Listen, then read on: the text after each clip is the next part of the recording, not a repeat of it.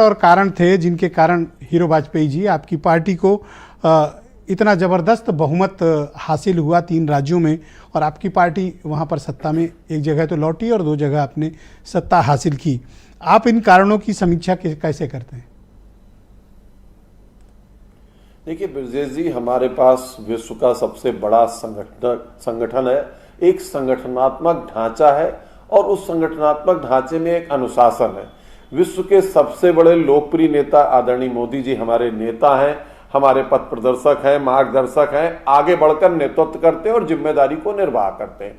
और दूसरा, एक हमने जब से सरकार बनाई है केंद्र में, लगातार लोगों तक पहुंचने का काम किया है। एक नया vote bank caste politics, caste, creed, religion से ऊपर का क्रिएट किया, लाभार्थी उन तक भी हमारी पहुंच है और जो वहां तक लाभ नहीं पहुंच सका वहां तक हमारे लोग पहुंचते हैं। संगठन का एक बड़ा विशाल स्वरूप है, हम सत्ता और संगठन मिलकर 7 लोगों तक पहुंचते हैं और विपक्ष के पास केवल एक एजेंडा है, मोदी हटाओ, भाजपा हराओ।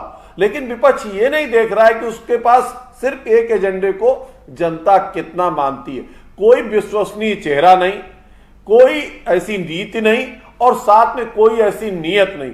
एक दूसरे को नीचा दिखाना, एक दूसरे के साथ दांव पेच करना, अपने अपने अवसरों की तलाश में दूसरे की पीठ में खंजर भोंक देना, इस विपक्ष को जनता बहुत नजदीक से देख रही है। हर चुनाव के पहले इस तरह के मोर्चे बनते हैं और वो बिखर जाते हैं, क्योंकि चुनाव से पहले ये रहते हैं हम साथ साथ हैं, कैच लाइन रहती है हम साथ साथ हैं। और जैसे जैसे चुनाव नजदीक आता है, अपने अपने अवसरों को भांपते हुए ये कैच लाइन बदल जाती है कि हम 7-8 हैं। और मुझे लगता है कई आप कहते हैं ये 7-8 हैं, लेकिन क्या आज आपको पता है कि आज 17 दलों के फ्लोर लीडर्स फिर से इकट्ठा हुए?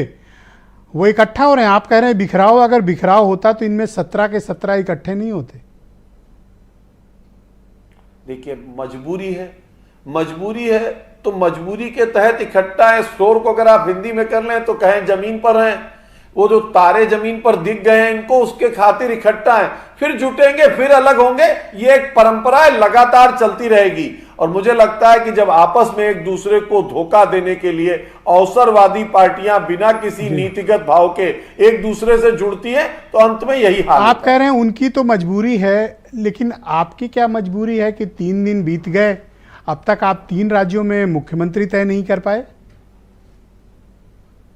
देखिए, भारतीय जनता पार्टी एक कैडर बेस्ड पार्टी है। हम नीति के अनुसार काम करते हैं, मंथन करते हैं, हर व्यक्ति जो भी वहां महत्वपूर्ण है उससे राय मशवरा करते हैं, ओपिनियन फ्रेम करते हैं, विधायकों के बीच में जाएंगे, फिर उसके हिसाब से तय कर देंगे। भारतीय जनता पार्टी सब जगह इतने विशाल बहुमत से जीती है कि हमें वो समय दिया है जनता ने कि आप सही नेतृत्व को चुन के उसके हाथ में बागडोर दें।